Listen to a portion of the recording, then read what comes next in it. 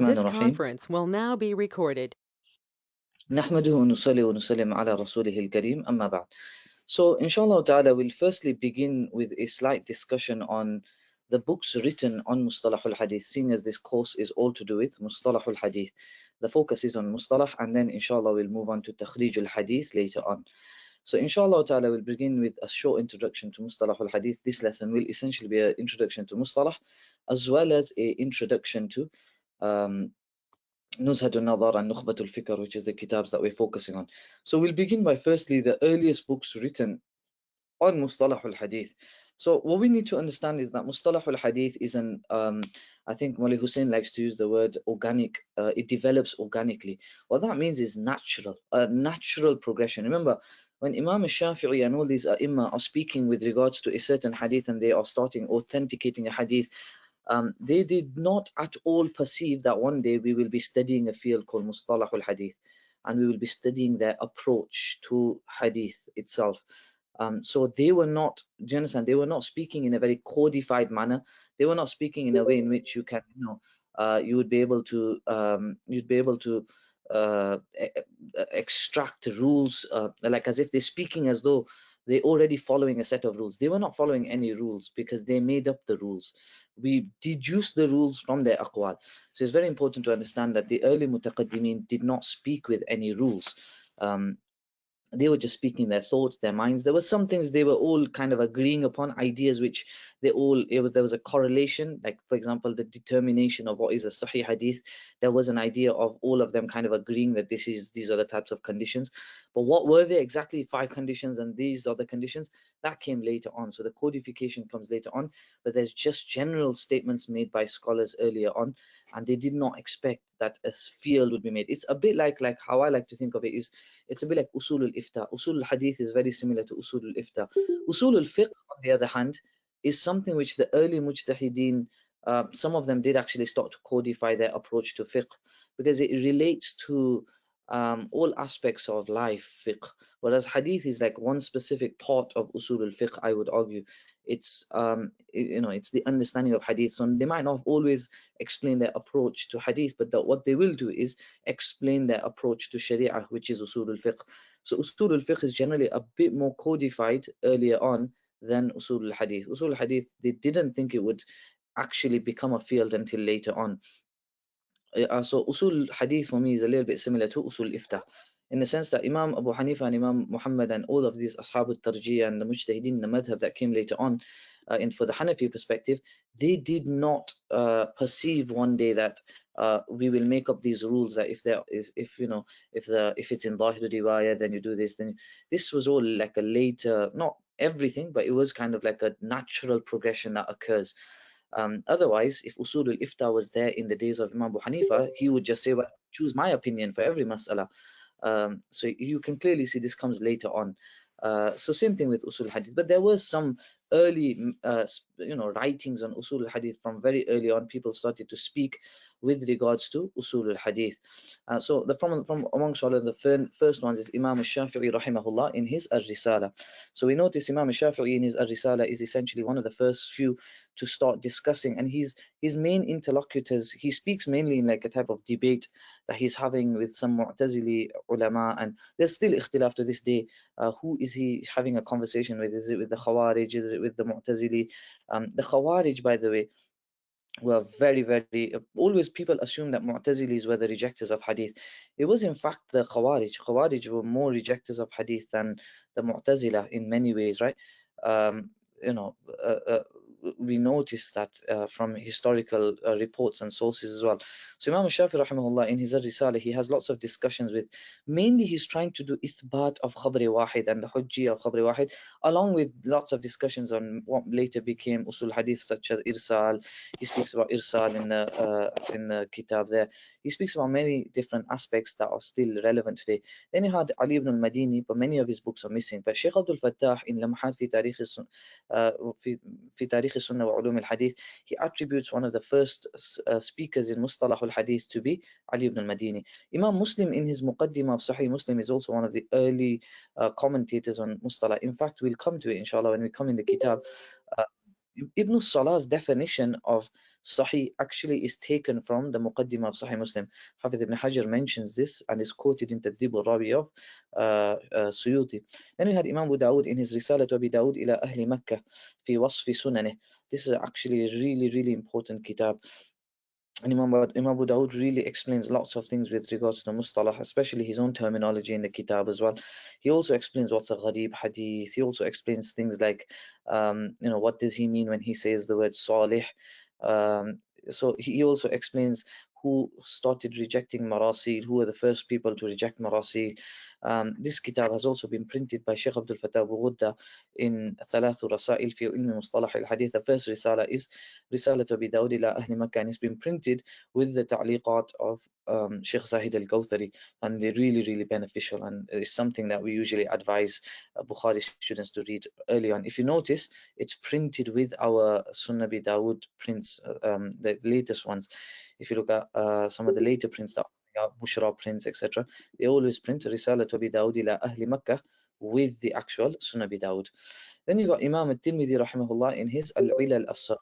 Al-Ilal as-Saghir, definitely, arguably one of the first definitions of Al-Hasan, like trying to make it a separate type, which we'll come to later on. What did Imam at-Tirmidhi kind of like specialize in Al-Ilal as-Saghir? What did he kind of like separate from the other scholars? In the sense that he also discussed like what is a gharib hadith, many other discussions in al-ilal as-saghir as well, and obviously Ibn Rajab speaks about it in his commentary, which is Sharh Ilal al-Tirmidhi. However, the first scholar to write a genuine book in the field of mustalah al-hadith was actually Abu Muhammad al-Hasan ibn Abd al-Rahman al-Rama Hurmuzi, who passed away around about 360 Hijri. He wrote a kitab called Al-Muhaddith al-Fasil Bayn al-Rawi wal-Wa'i. Like Hafiz ibn Hajar mentions, um, this is أجمع ما جمع في زمانه ثم توسع بعد ذلك, that in terms of his age, which is this 360 Hijri approximately, this was like the most detailed book you had at that time. And even this book, I wouldn't say you can classify it so much as a mustalah kitab.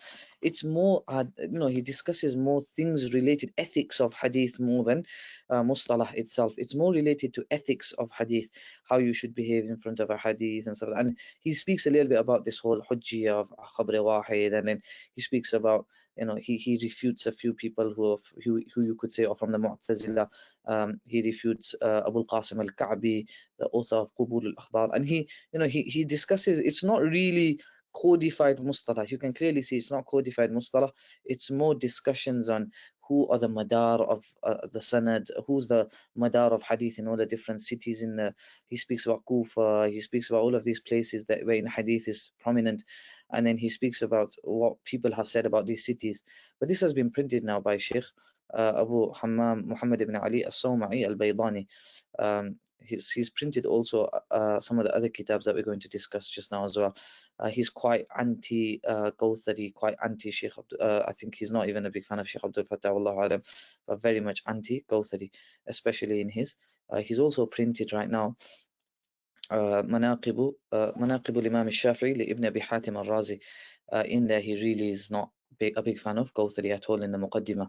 Anyway, then came Imam al-Hakim, who wrote what you could genuinely term as a genuine kitab, the first kitab in Mustalah al-Hadith, one of the first to start genuinely discussing rules which would have an impact later on, and later scholars would start to consider it, and it would be like it would be taken as a genuine kitab in Mustalah, and some of his definitions would be taken by certain scholars, refuted by certain scholars, accepted by certain scholars.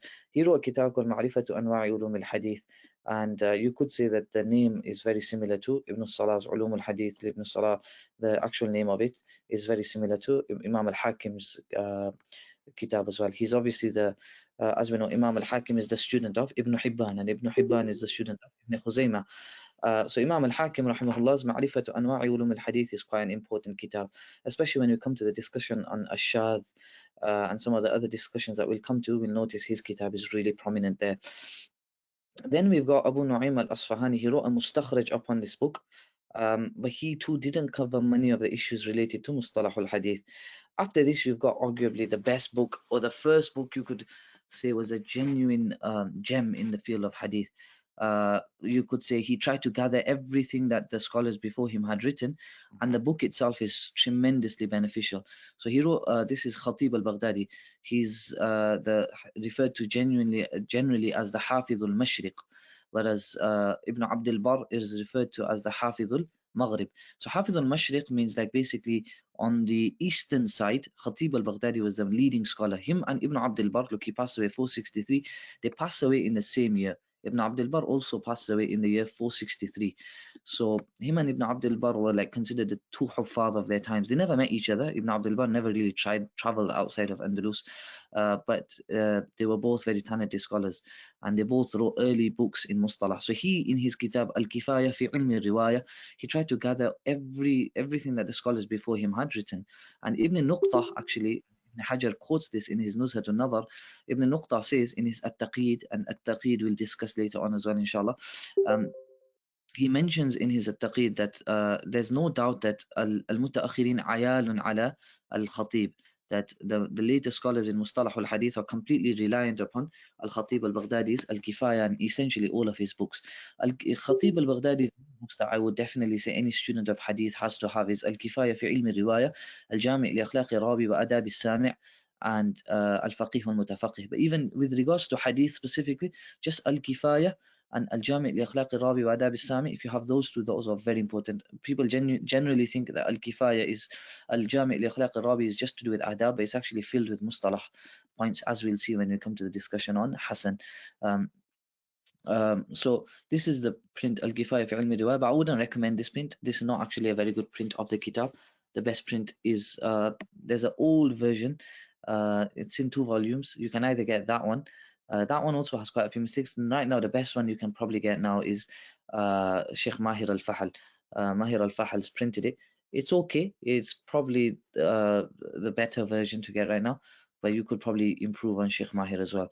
Um, Anyway, so he then wrote Al-Jami' li Akhlaq Rawi wa Adab al-Sami, in which many issues pertaining to Mustalah al-Hadith were discussed. This is a short biography of Khatib al-Baghdadi, which inshallah I'll edit a little bit, and if I get time, I'll just upload it onto the group. And if anyone wants to read about Khatib al-Baghdadi, it's essentially taken from Bashar Awad's Muqaddimah of Tarikh Baghdad, but it's really beneficial Muqaddimah, and it's a really detailed biography on Khatib al-Baghdadi, which inshallah I'll try to edit it and share it inshallah ta'ala. Um, Al-Jami al-Akhlaq al-Rawi, there's like 3 main prints of it. There's Mahmud Tahan's print, and there's Muhammad Ujaj al-Khatib. And now there's this new red print that has come out, and I've got a copy of that, and that's the one that I use. This Sheikh Muhammad Ujaj al-Khatib. There's another print as well. I think it's by Sheikh Fawzi. I forgot the name. Rifat Fawzi, if I'm not mistaken. Could be wrong on that name.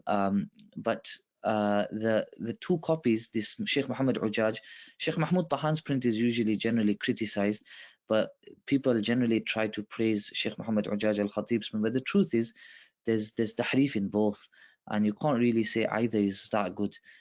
Personally, I would recommend this red copy. I think it's been printed by it's a Salafi scholar, but nonetheless, it seems like a much better print. He discusses the mistakes of all of the early taba'at. But then again, that doesn't mean that his taba'a is the most reliable. I've not checked the manuscripts. It could be one of the best copies we've got right now, but I can't say it is the best. Someone might come in the future and print a better copy. Anyway, then you've got the contemporary of Khatib al-Baghdadi, who's essentially the Hafiz of the Maghrib, Ibn Abdul Barr. He passed away in the same year. He wrote a detailed introduction to his commentary upon Muwatta Imam Malik, which is titled At-Tamheed. He's got 2 commentaries, At-Tamheed and Al-Istidhkar, and we'll come across the differences between the two, inshallah, later on. Sometime that will be about lesson 8, lesson 9, long time later, right? However, in the introduction of At-Tamheed, Ibn Abdul Barr basically discusses the rules of Mustalah al-Hadith, and if anyone's read some of the books of Sheikh Abdul Fattah Abu Ghudda, then they'll know that he really, like for example, in his Khamsu Rasail, Arba'u Rasail, specifically in his Khamsu Rasail, when he speaks about the book of Mayanishi, Ma la yasa'u al-muhaddithu jahlahu, he ما لا يسع المحدث جهله. He speaks about this, how Hafid ibn Hajar, in his Nuzhat al-Nadar, he left out at-Tamheed. When he discusses all the early books of Mustalah written before him, Hafid ibn Hajar leaves out at-Tamheed. So Sheikh Abdul Fattah really expresses that he's really upset with the fact that he put Al-Mayyanishi's book in there, ما لا يسع المحدث جهله, and he leaves out the Muqaddimah of At-Tamheed of Ibn Abdul Barr. But perhaps, the answer could be that Ibn Abdul Barr never wrote the Muqaddimah of At-Tamheed as a separate kitab. Otherwise, then all of Bayhaqi's Muqaddimas to so many of his kitabs would be considered, Mustalah kitabs. So Bayhaqi, who basically passed away a few years before these scholars, he passed away 458. In his Muqaddimah of Dala'il al-Nubuwa, Muqaddimah of so many of his kitabs, essentially, you could say he discusses Mustalah rules as well. But that, again, the counter response to that could be is he does not discuss Mustalah to the level of Ibn Abdul Barr in his Muqaddimah to At-Tamheed. It's like he dedicated At-Tamheed's Muqaddimah to Mustalah. So he discusses Irsal. This Irsal issue he discusses quite a bit there. He discusses a number of issues which you can have a read of, inshallah, in the Muqaddimah. It's been printed by Sheikh Abdul Fattah in أربع رسائل في علم مصطلح الحديث. In there as well, he laments about what Hafid ibn Hajar seems to have done. Another Andalusian Maliki, Qadi Ayad rahimahullah, he wrote a kitab called Al-Ilma ila Ma'rifati Usuli Riwayati wa Taqyid al-Sama'. This book is related to only to rules pertaining to how a book containing narrations may be correctly acquired and narrated to the next generation. So this is a whole discussion within itself. How do you get a book? This is, by the way, the same muhaqqiq who worked on Al-Muhaddith al-Fasil. So essentially, this book is he's he's teaching you how you pass on a book to the next generation. Remember, I'll send an article on this. I was hoping to do this a lot later on, so maybe lesson 6, lesson 5, wherein we discuss the bahth of a riwayah and how do you pass on kitab to the next generation. But basically, there is no printing in those days. So if Bukhari wants, in let's just say Bukhari is 217 Hijri, whenever he starts writing Sahih al-Bukhari, I don't want to get into that whole discussion right now. Whenever he starts writing it, how does he, after he finishes, uh, how does Bukhari ensure that his book reaches us in a pristine manner and no one has added anything to the kitab? So the muhaddithin came up with their own method, like their own, what Sheikh Mustafa Al-Azami calls their own copyright method, wherein they had these rules of majlis of sama and how you pass on, and at-tahammul, the riwayat of how you do tahammul, the rules of at-tahammul. All of these rules of tahammul and sama are discussed in Al-Ilma of Qadi Ayad. And Ibn Salah, in his Ma'rifatu Ulum al-Hadith, he essentially just takes Qadi Ayad's book and builds upon it in his Ulum al-Hadith of Ibn Salah. And it's a really beneficial kitab. This kitab actually doesn't just have um, it doesn't just have rules of riwayah and sama and all of these things. He's got lots and lots of quotes from early scholars on, which show the effort that they placed in copying the books properly. So I remember, there's a quote in there of Imam al-Awza'i when he speaks about man, whoever writes a book and he does not do muqabalah with the ustad's copy, فهو كالرجل يبول ولا يستنجي. He's like a person who does urine and he does not do istinja. So these quotes like this really help to prove the Orientalists wrong in their claims that, how do we know this hadith reached us? How do you know this book reached us? Really helps to kind of support the idea that muhaddithin were really scrupulous and they really, did not like it. If there's quotes in there about, scholars who were really upset that they had to narrate from a kitab, or they had to speak from a kitab which does not have their own sama on it. They did not have sama of the kitab. So, all of these ideas and stuff, Qadi Ayad discussing. And at the end, he's got a kitab called Kitab al-Jami', when, like the Malikis generally do, they have a Kitab al-Jami', as we noticed with Muwatta. So Qadi Ayad has lots of just random quotes that are just coming into his head. With riwayah, he quotes them at the end of Al-Ilma in Kitab al-Jami', and it's really nice. Lots of interesting adabi quotes.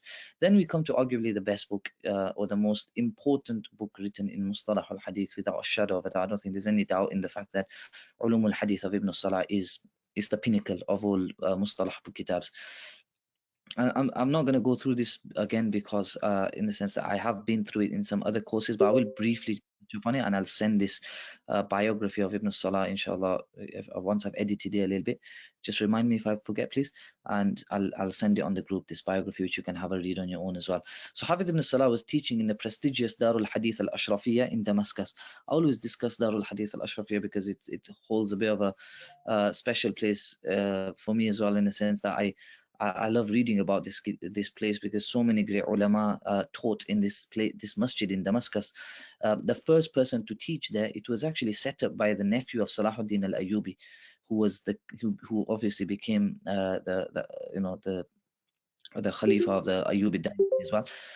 So he set it up, and he had this type of like waqf deed as well, when he said you cannot be a teacher inside this madrasa until you're at the age of 40.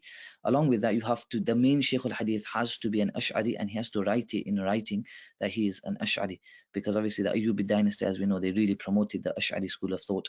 Um, so Ibn Salah also, he became the first Shaykh al-Hadith of this madrasa in Damascus, in Syria. So it was called Darul Hadith al Ashrafiyya, obviously based upon the name of Al Malik al Ashraf, who is the nephew of Salahuddin al Ayyubi. So after Ibn Salah, you had other scholars. Then you had, I think after Ibn Salah, you had, if I'm not mistaken, it was Nawawi. Then later on Abu Shama al Maqdisi. Then later on Hafiz al Mizzi.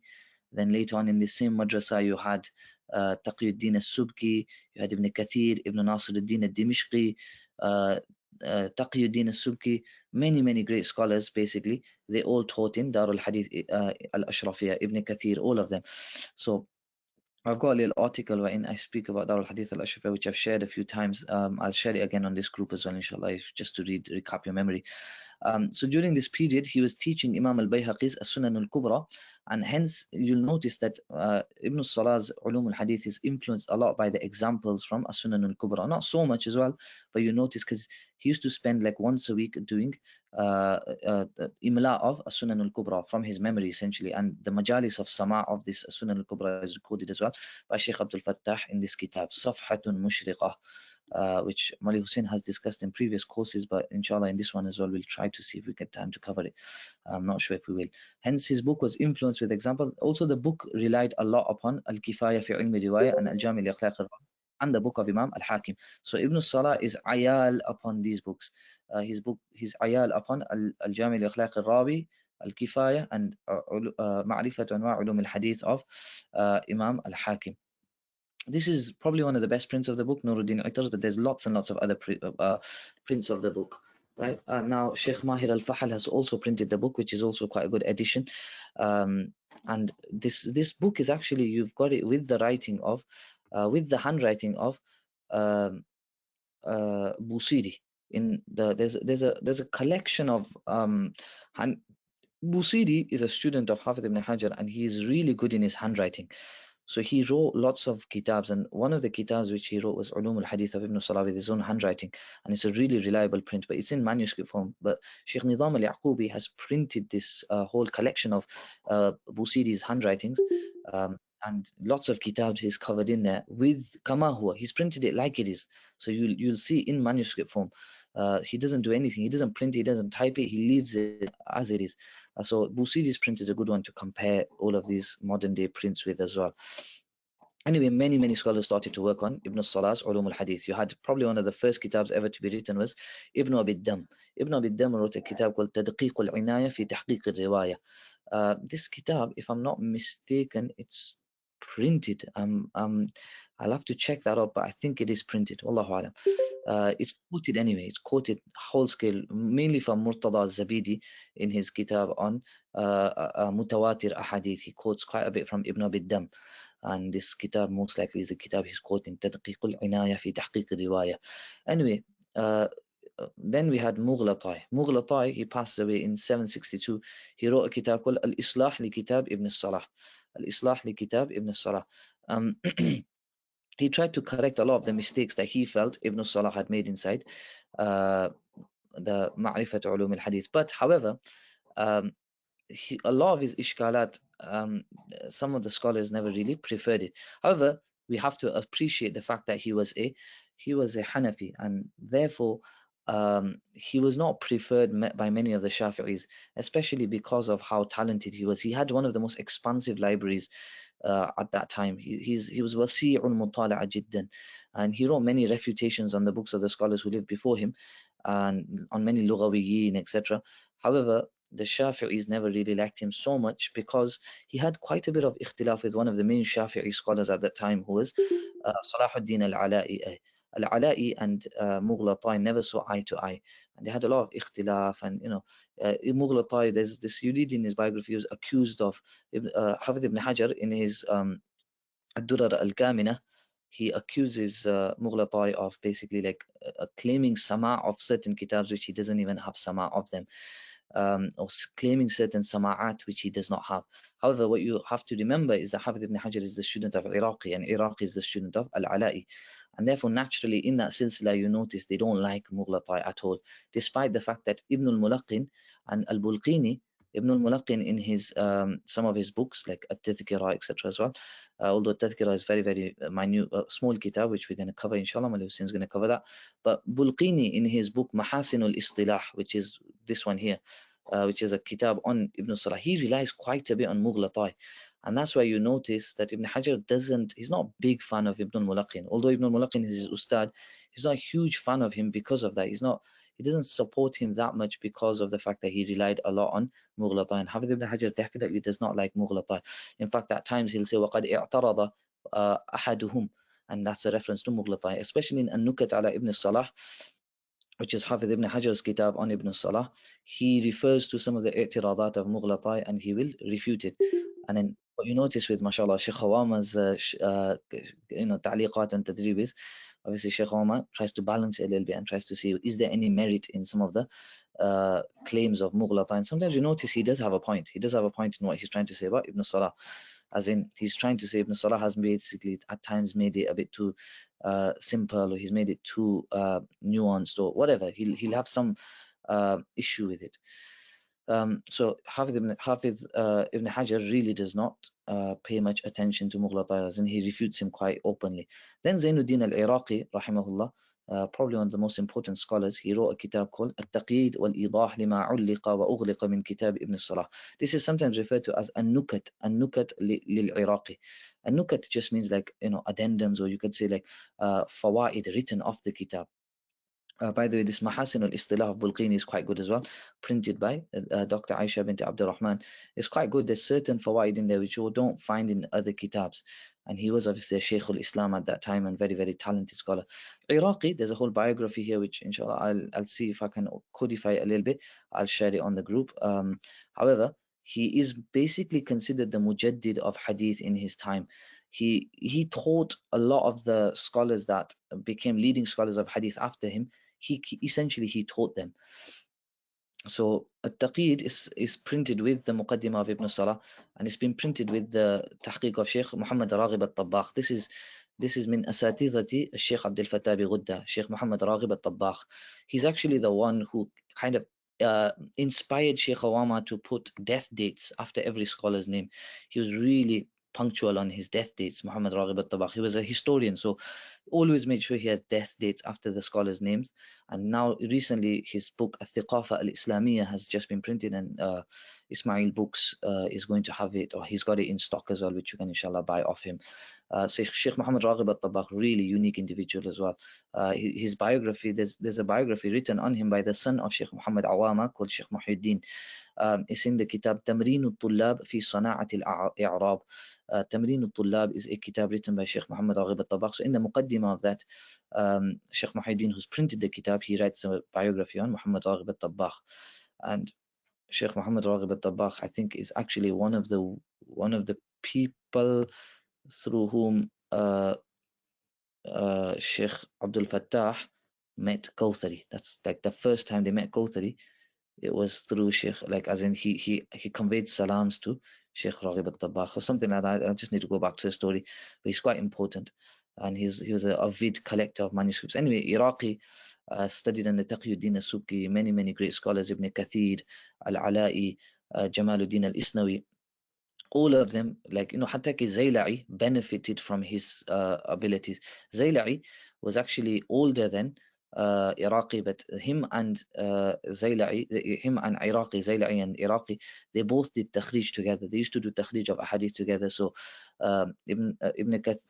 al-Iraqi was working on his takhrij on Ihya Ulumuddin, and at the same time Zaylai was working on his takhrij of al-Hidayah. So they would help each other. They would help each other in their takhrij, and if they would find something, they'd show it to the other person, and like that, they would help each other as well. He also uh, he also studied under Izzuddin ibn Jama'ah. Many very talented scholar. He essentially created the likes of Hafiz ibn Hajar and Ibn Nuruddin al-Haythami. Nuruddin al-Haythami was his son-in-law, the one who wrote all these kitabs, Majma' al-Zawaid, all the Zawaid kitabs that were written. That was basically his son-in-law, Nuruddin al-Haythami. Very talented scholar himself. So he